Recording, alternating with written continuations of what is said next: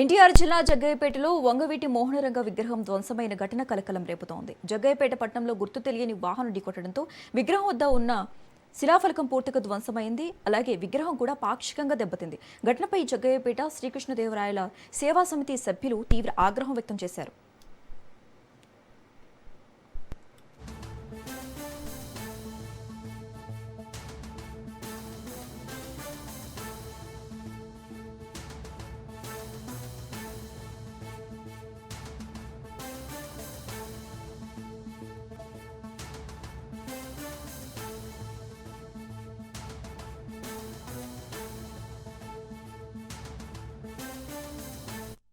దీనికి ఈరోజు ఉదయం సుమారుగా 8 గంటల సమయంలో ఒక లారీ అతి వేగంగా మరి ఉద్దేశపూర్వకంగా కానీ ప్రమాదవశాత్తు కానీ ఈ యొక్క విగ్రహాన్ని రంగాగారి విగ్రహాన్ని గుద్దడం జరిగింది.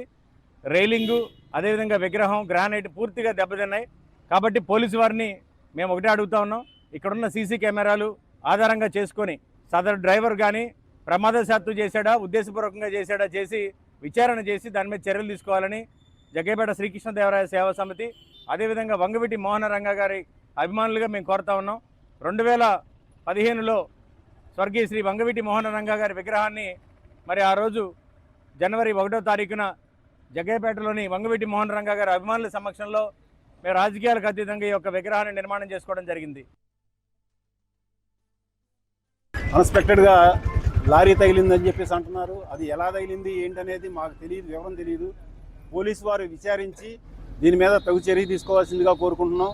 11 సంవత్సరాల క్రితం చాలా పటిష్టంగా ఏర్పాటు చేశాం. సామాన్యాన్ని విశ్వనాథం గారి ఆధ్వర్యంలో ఈ విగ్రహం ఏర్పాటు చేసుకోవడం జరిగింది. గతంలో ఈ విగ్రహం చాలా పటిష్టంగా చాలా ఎక్కడా లేని విగ్రహం రాష్ట్రంలో ఇది చాలా హైట్ బాగుందని చెప్పేసి అందరూ అనుకుంటూ ఉండేవాళ్ళు. ఇలాంటి విగ్రహాన్ని పాక్షికంగా దెబ్బతింది.